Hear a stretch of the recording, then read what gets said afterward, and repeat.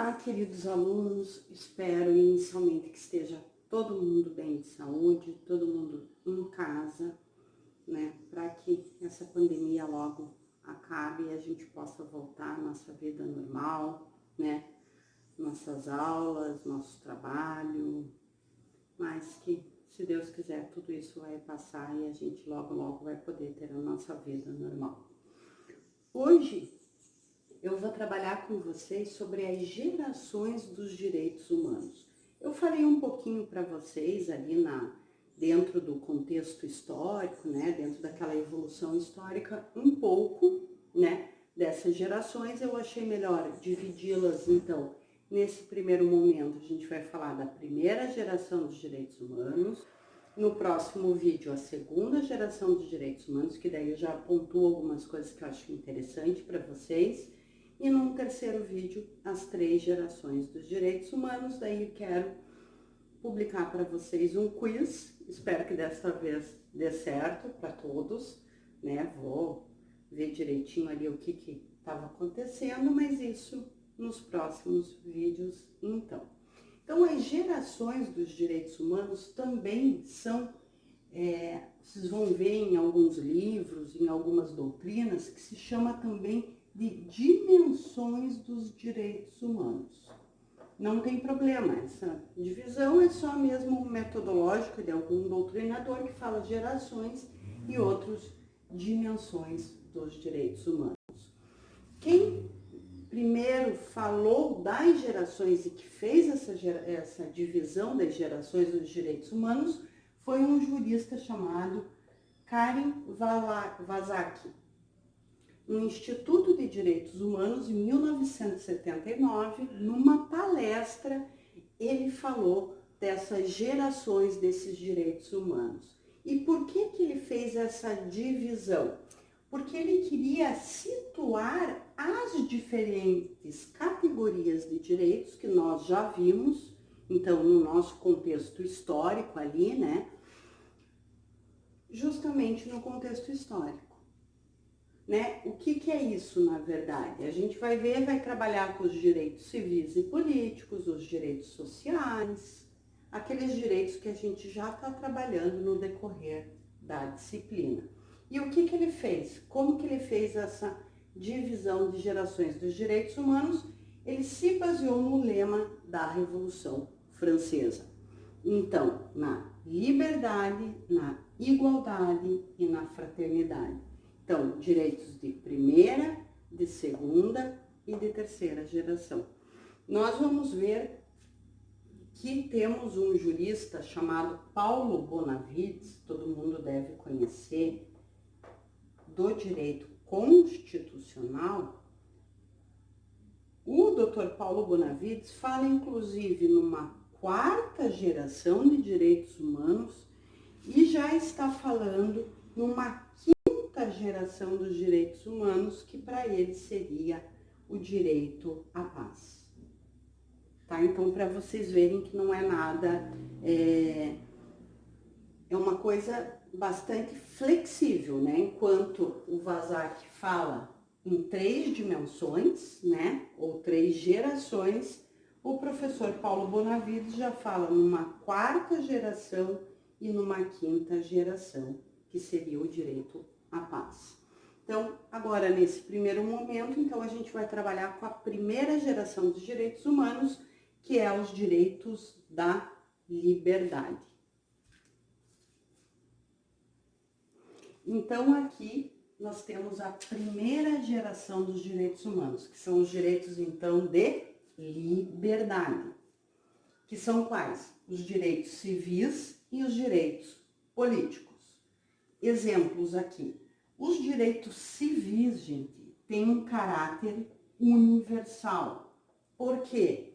Porque se aplica a todas as pessoas. Todas as pessoas quem, professora?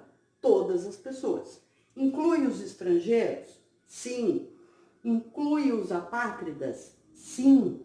Inclui aqueles que estão apenas de passagem no nosso país, que estão vindo aqui a turismo ou a trabalho? Sim, são universais.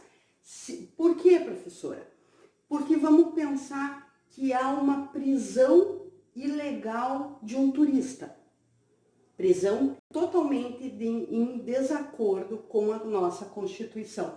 Vai se aplicar a ele? Sim, mas ele é estrangeiro. Não tem problema. Se aplica a ele. Então, é um direito universal. Em relação aos direitos políticos, a gente sabe que tem uma certa relatividade. São relativos.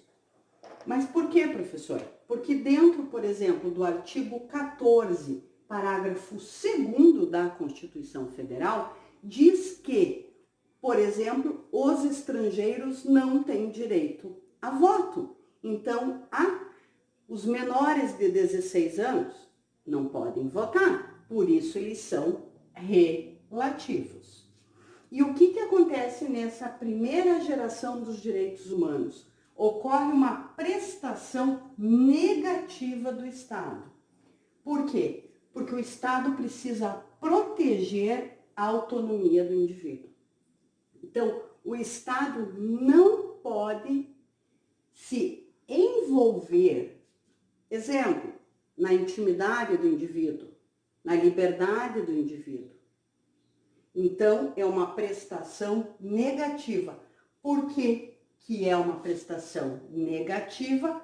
Porque há uma abstenção do Estado nesses direitos. Que nós vamos ver que nos direitos de segunda geração, nos direitos sociais, a gente vai precisar de uma prestação positiva do Estado. A partir do quê? Da implementação de políticas públicas em relação ao quê? Em relação à saúde, em relação à educação, em relação, por exemplo, à habitação. Tá? Gente, outra questão bem importante. Dúvidas, quaisquer dúvidas, me chamem no WhatsApp, me chamem no e-mail, mandem pelo Genera, tá? Eu estou totalmente à disposição de todos vocês. Continuando. Bom, e se eu falei, então, que o Vazac, ele fez essa ideia das gerações dos direitos humanos em relação aos direitos e a seu contexto histórico, então a nossa primeira geração dos direitos humanos, que é o direito de liberdade, foi baseado nas nossas revoluções liberais do século XVIII. França, Revolução Francesa, e nos Estados Unidos, que foi o quê? A independência das 13 colônias e na Revolução Americana. Mas o que isso representa naquele contexto histórico anterior? Então, principalmente a queda, do antigo regime. Sempre quando vocês ouvirem antigo regime, ancien regime, nós estamos falando o quê? Da monarquia absolutista. O que a gente conseguiu com essas revoluções liberais? Conseguimos que o poder absoluto dos reis fossem relativizados. Esse poder do rei é relativizado. E exemplos desses direitos de primeira geração dentro da nossa Constituição Federal. Se quiserem, vão lá, marquem na Constituição. O direito de liberdade, no artigo 5º da Constituição. O direito de igualdade, artigo 5º também da Constituição. Propriedade, artigo 5º, inciso 22. Intimidade, artigo 5º, inciso 10. Ah, professora, mas isso você me falou que são direitos fundamentais. Sim, são direitos fundamentais que se encontram na nossa Constituição, lá no título 2. Mas falei para vocês também que todos esses direitos também se encontram nos tratados internacionais e nas declarações internacionais. Então, esses direitos também são o quê? Direitos humanos, porque estão na norma internacional. E por fim, aqui, gente, a função do Estado. Então, ele tem uma função passiva de não violar os direitos humanos e uma função ativa de exigir ações para garantir a segurança, o acesso à justiça. Essas são algumas das funções do Estado dentro da primeira geração dos direitos humanos. No próximo vídeo eu vou tratar da segunda geração dos direitos humanos e no outro vídeo da terceira geração dos direitos humanos.